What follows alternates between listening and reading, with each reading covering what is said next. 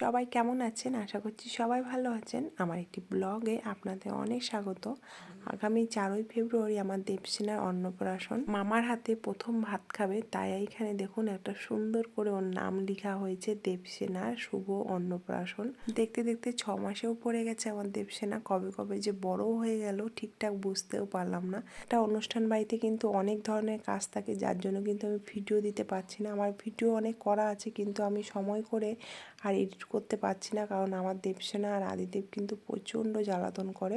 সরস্বতী পুজো কিন্তু এবার 2 দিন পড়েছে, রবিবার আর সোমবার। আর সোমবারে ওর প্রথম অন্নপ্রাশন হচ্ছে, যেটা ওর মামা প্রথম ভাত খাওয়াবে ওকে। সেদিন কোনো অনুষ্ঠান থাকবে না, কারণ 9:56-র মধ্যে ওকে খাওয়াতে হবে। তার জন্য আমরা সেদিন আর কোনো অনুষ্ঠান রাখিনি। পরের দিন মঙ্গলবার, সেই দিনই কিন্তু আমাদের অনুষ্ঠানটা।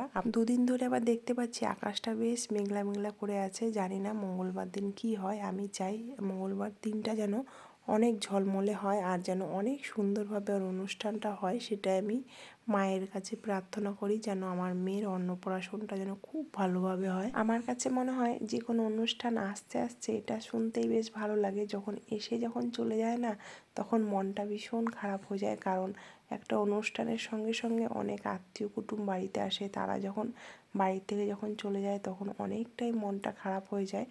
সেদিন আমি আমার দিদিকে ফোন করে বলেছি তাড়াতাড়ি করে চলে আসবি, কারণ তুই যদি না আসিস তাহলে আমি 2টো বাচ্চাকে একসাথে কি করে সামলাবো। দিদি বলেছে ঠিক আছে, আমি অবশ্যই যাওয়ার চেষ্টা করব আগে। এই দেখুন অনিরুদ্ধ এখানে বদমাশি করেই যাচ্ছে। সত্যি এই বাচ্চাটা কিন্তু অনেক ভালো। আর এই যে আমার দেবসেনা, যাকে নিয়ে এতক্ষণ এত কথা বলছিলাম, দেবসেনার শুভ অন্নপ্রাশন।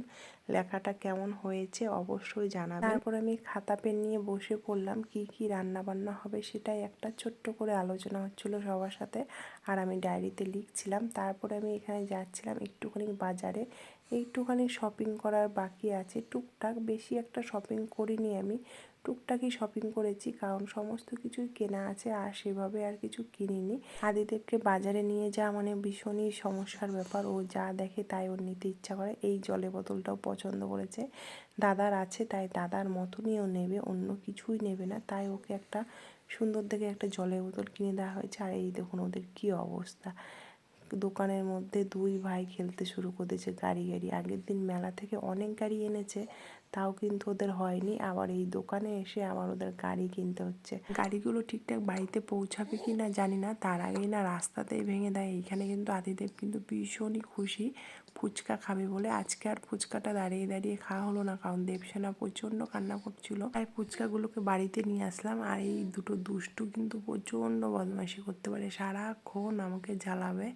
দুটো দুষ্টুই অনেক দুষ্টুমি করে। এইখানে দেখুন ওদের কিন্তু আজকে আর ফুচকা খেতে আর ঝাল লাগছে না। ভাত খাওয়ার সময় যত ওদের ঝাল লাগে, এখন পুরো মচমচিয়ে পুরো ফুচকাগুলো খেয়ে নিচ্ছে। সকলকে অনেক ধন্যবাদ আমার ভিডিওটি দেখার জন্য। আবারও কোনো অন্য ভিডিওতে আপনাদের সঙ্গে অনেক তাড়াতাড়ি দেখা হতে চলেছে। আপনারা অনেক ভালো থাকবেন, সুস্থ থাকবেন। আর ব্লগটি কেমন লাগলো অবশ্যই জানাবেন। আদিদেব বলেই যাচ্ছে অনেক টেস্টি হয়েছে।